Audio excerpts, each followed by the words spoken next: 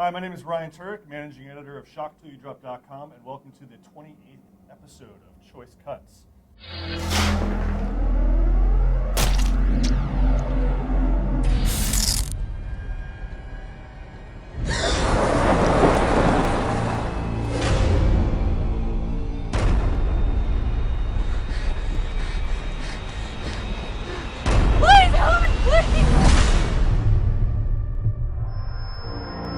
Today I've got three guests. I'm going to let them introduce themselves. Go ahead. I'm Eric England.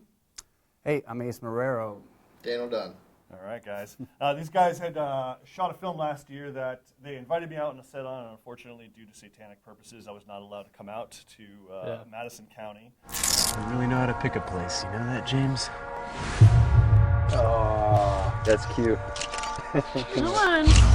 A slasher film, you would call it? Yes, sir. Definitely. Yeah. All right. Well, before we get into that, we're going to do a new thing here at Choice Cuts. Every guest, every week when we bring on a new guest, I'm going to have them kind of weigh in on one of the hot stories that everybody's talking about at Shock Till You Drop in our headlines. And I guess one of the big news items for this week is the Carrie remake. Yeah. Screen Gems has decided they're going to remake Carrie and stick closer to the book. And today, the day we're shooting this, apparently Megan Fox has thrown her hat into the ring to be Carrie White. So, Eric, what do you think of this? I'm not a huge fan of that at all. I've heard rumblings of Lindsay Lohan. Did you hear that one? Yeah, I think Stephen King had said that. Yeah, Stephen King jokingly said. Yeah, I know. I don't think he was joking. I think he was kind of down with that. I think that's a cool idea. If Stephen King thinks it's a good enough idea, I think it's a good enough idea. I would much rather see Lindsay Lohan than Megan White, but I think A little Freudian sweet. Megan Fox. She's like, I got the role. I think the original Carrie is a classic, and to try and touch it would, it's like I said about the Friday Night remake, like you can't hold a candle to it. So I think if they took it in a completely different direction, it could be okay, but I mean, it's one of those things, like, you're not going to please everyone. So if they're going to do it, I say go nuts with it, but don't give it to Megan Fox. Fellas, what do you think? Yeah, if it ain't broke, don't fix it. I mean, it's a classic for a reason, I concur. Well, I mean, it just the puppet. Yeah. Nice. It just seems really strange. I mean, but again, this is from Screen Gems, who gave us, the Stepfather remake, Prom Night, and going on that. Like, I forgot about that. That kind of worries me because I could see Megan Fox be cast in that, and they're gonna get. I don't want to talk shit on the director. The guy who did the Prom Night remake. Oh, Nelson McCormick. Yeah, Nelson McCormick. It'd probably be a really PG-13, like, it'd probably feel a lot like an MTV film. Yeah. Which I don't think would serve the purpose of the story. Because I mean, the great thing about the original Carrie is there's nudity in the opening. Like in the opening tampons scene, flying. Yeah, tampons flying. There's blood. There's nudity, and it's like. That's something only that era of cinema can give you. Nowadays it would feel a lot like Sorority Row, I think, or something of that nature. Yeah. Did you ever see the sequel? The Rage Carrie 2? The Rage Carrie 2? It's been forever. Have you really? I saw it I was living in New York at the time. I saw it at this $2 theater. Nice. And the $2 theater always had homeless people. What's that? Did you feel jit? Yeah, big time. But I mean, you know what the funny thing is? The homeless who go in, because it was like they were getting in from out of the cold. They can, they made $2 on the street, so they're going to go stay warm inside the theater. No, they were laughing with the movie. They were It was like me and a bunch of homeless guys, and we were laughing our asses off because the movie was so terrible. Like when. I think it was Amy Irving. She was in the. Yeah. She came back for the sequel, and there was a moment where they went to the school that Carrie burned down. Yeah. And there's still charred remains, and it's still smoking. And this homeless guy's like, "Why the fuck is that still smoking?" And I was like, "Dude, you're awesome. You should be writing for the site." Yeah, right. But I mean, consensus Carrie remake. Bad news. Yeah. All right, well, moving on. Let's talk about your film, Madison County. Yeah. Now, where did you and I meet? We met through the usual Hollywood circles, and at the time, Madison County was just something that you were thinking about doing, or was it even on your radar at the time? Yeah, Madison County was very much on my radar. After film school, you know, I got really progressive about wanting to make movies. I got out of film school, and I think I did what every film school kid did. And I was like, all right, where's my budget, and my camera, and my crew, and everything? Let's start making movies. And then reality set in. It's like, rent's due, and you know you can't even pay that. How are you gonna make a movie? You know?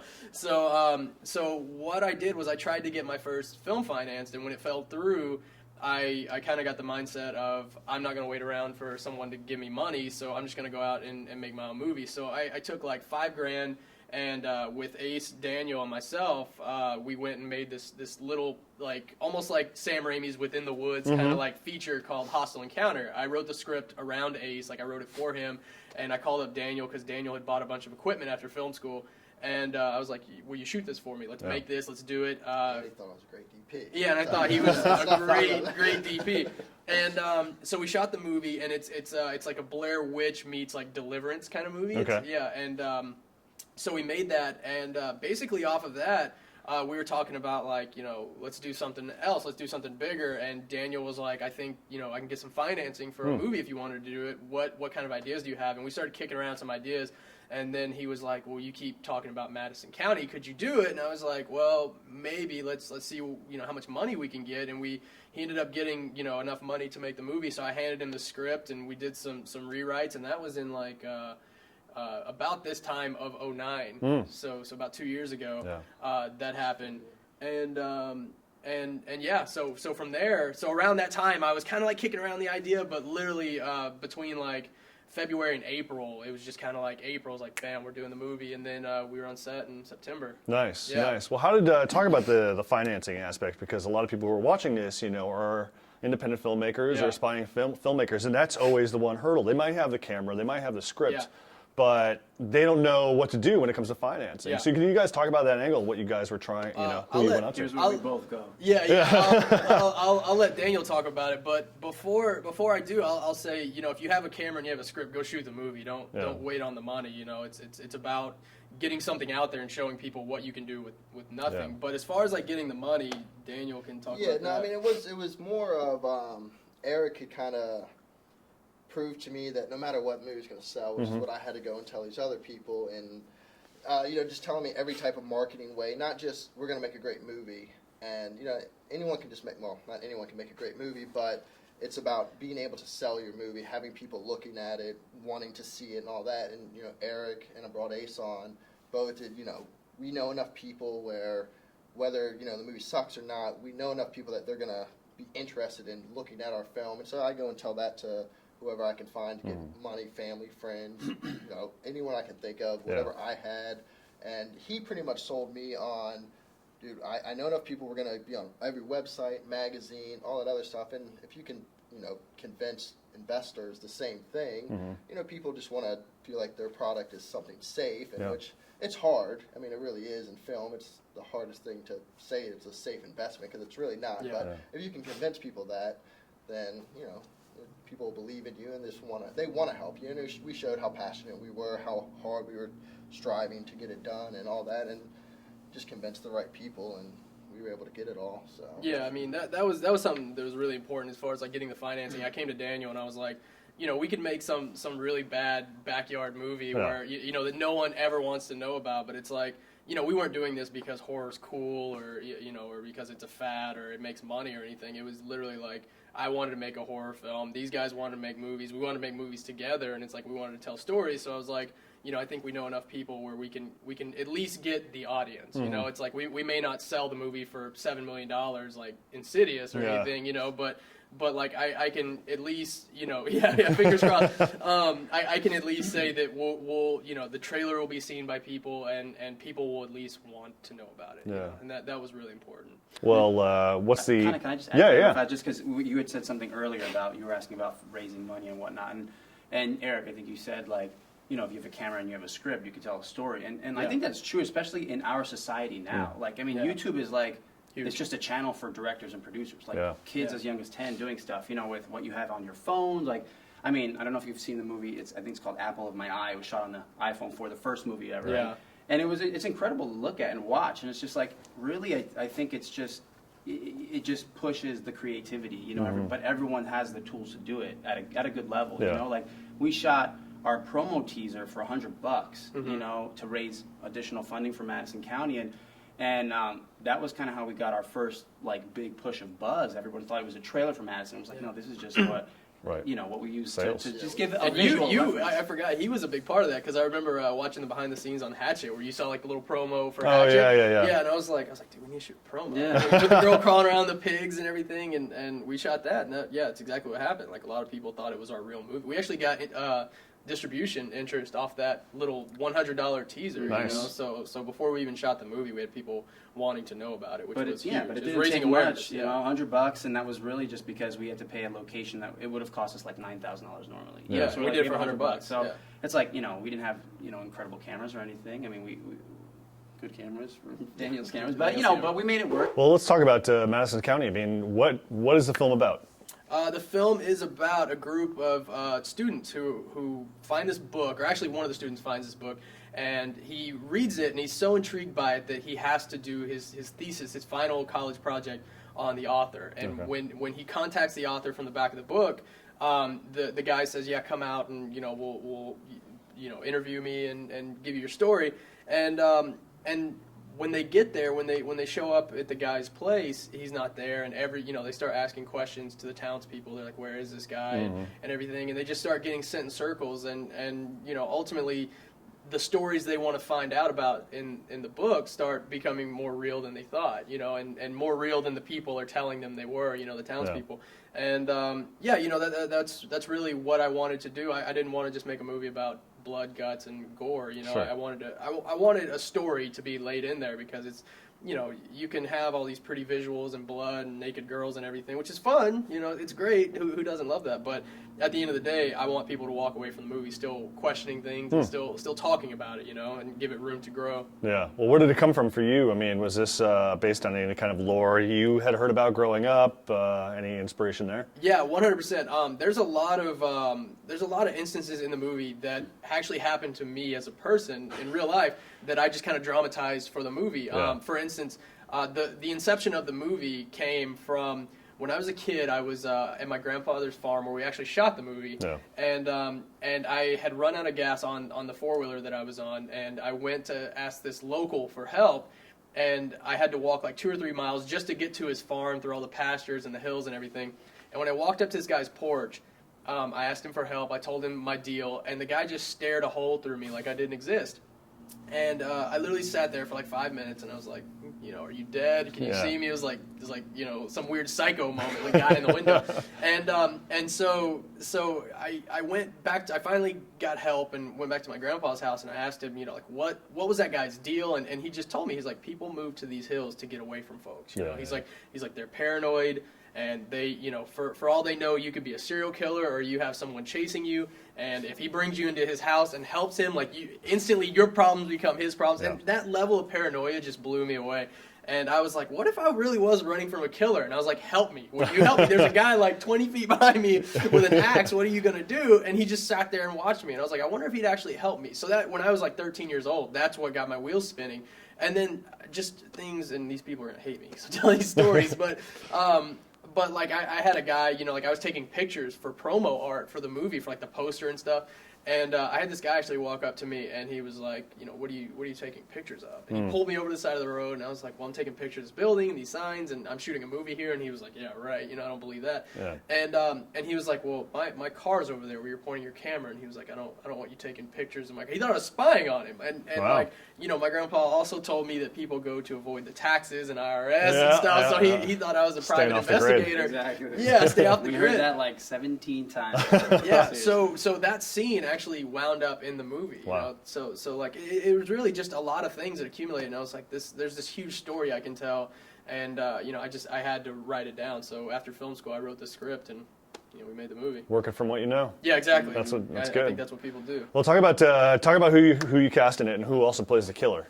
The cast, this man right here, he's in the movie, Ace Marrero. Just me by myself. Just him by himself. The whole movie's about Ace.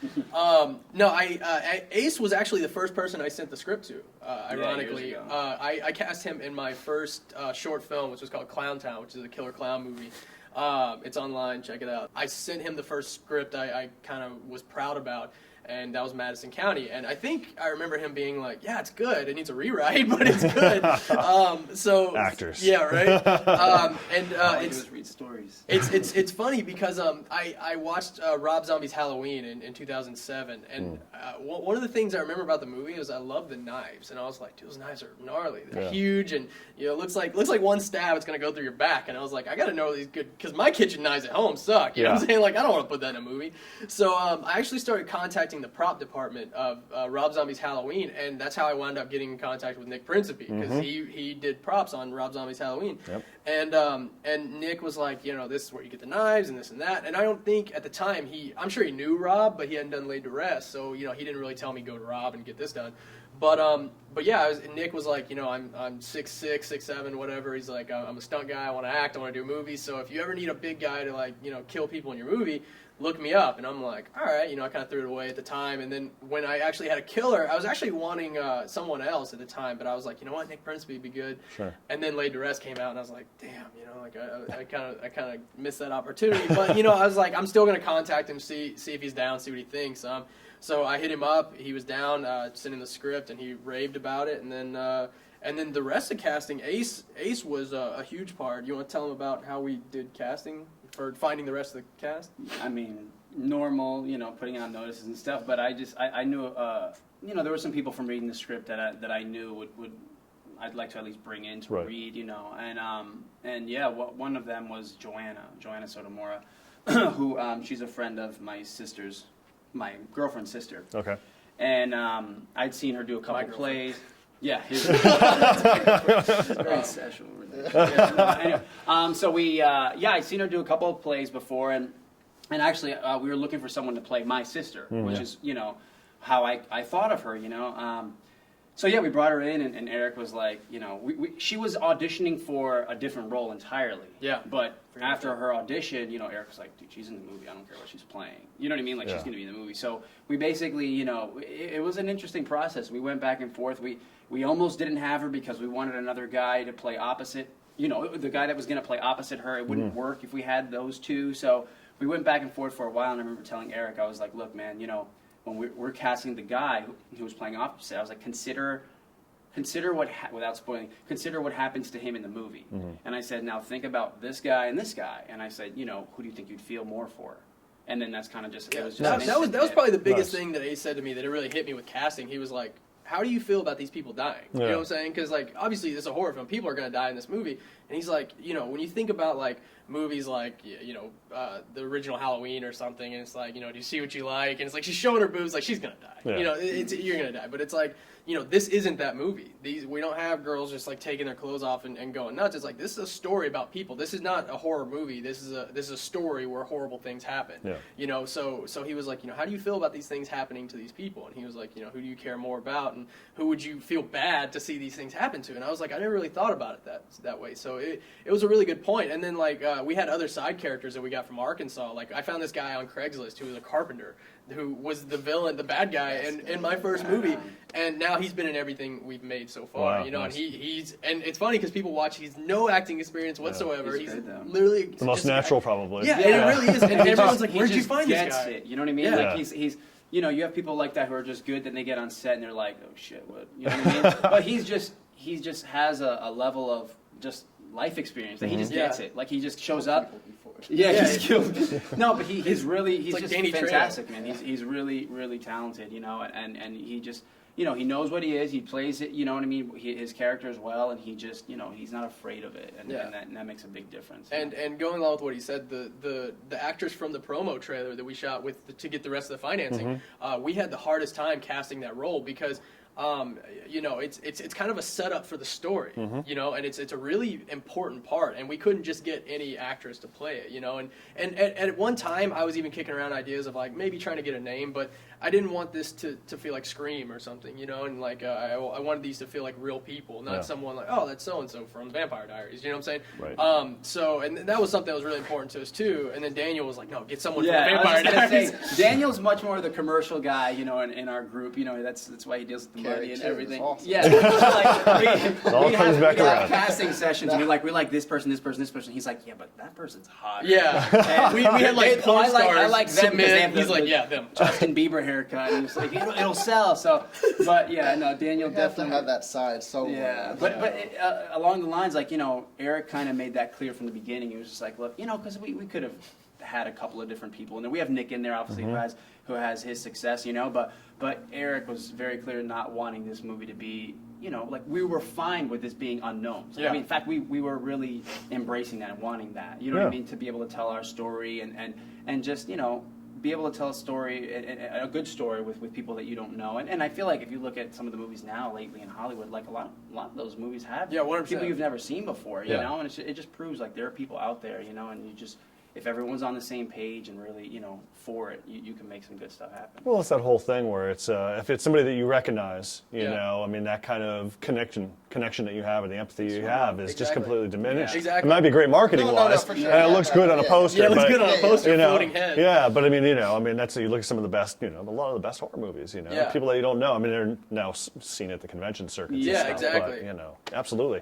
Now, what's the status of the film, and when can people watching this podcast see it? The status right now, the movie's finished. It's going out to people. Probably be in a few festivals at the end of the year.